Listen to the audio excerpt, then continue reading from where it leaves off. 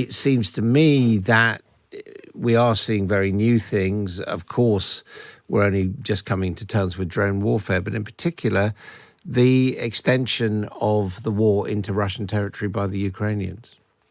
Yeah, and I think that what's interesting here and important to understand is that the the weapons that the Ukrainians are being given by the West, by the UK and other allies across NATO, they're not able to use those to strike inside Russia, and they're very cautious not to do that because obviously they want to continue to depend on NATO support.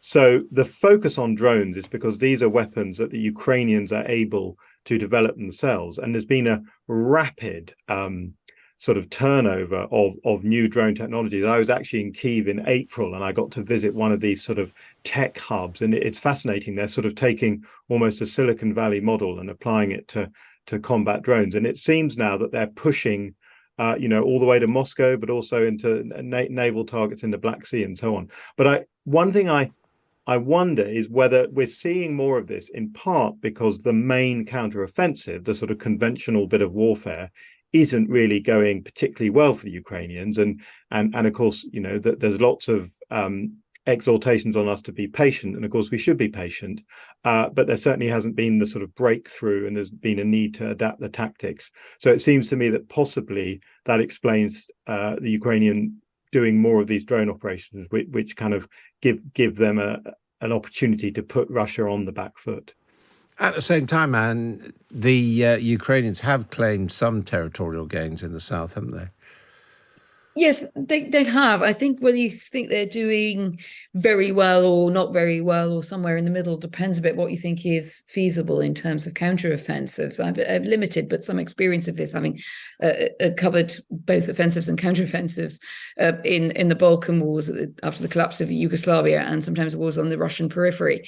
And once territory is taken, it's very, very hard to take back. You need a really solid push, and you also need a lot of great intelligence, and I think the Ukrainians have done very well on that, and they've had a lot of Western support, but it is still tough to do, and Russia is able to really just deploy an awful lot of ammunition and heavy weaponry. That's why you keep seeing those plaintive calls from Zelensky for more from the West.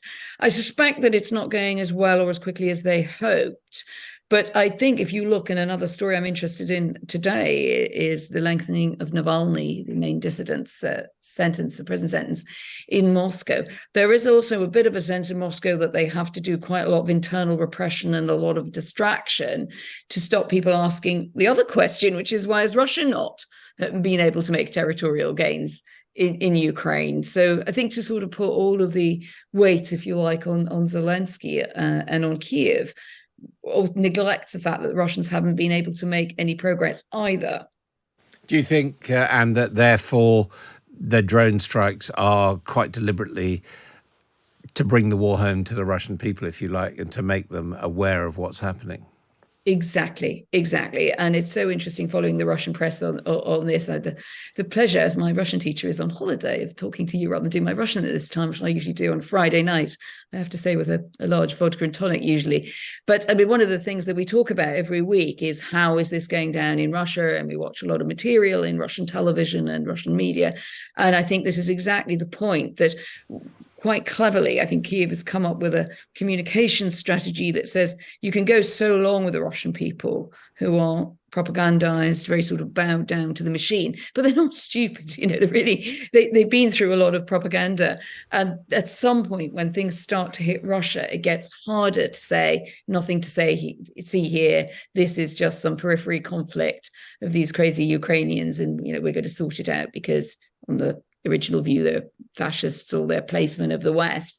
I think when you're getting attacks on Russian territory, that gets harder to explain for the Russians. You could say, if you wanted to be more cautious, that it also does drive the Russians into harder positions. If you're worried about escalation, well, that's probably where you're going to be a bit concerned. But I would say, from my point of view, it's escalating anyway. So one way or the other, this is going to come to a head.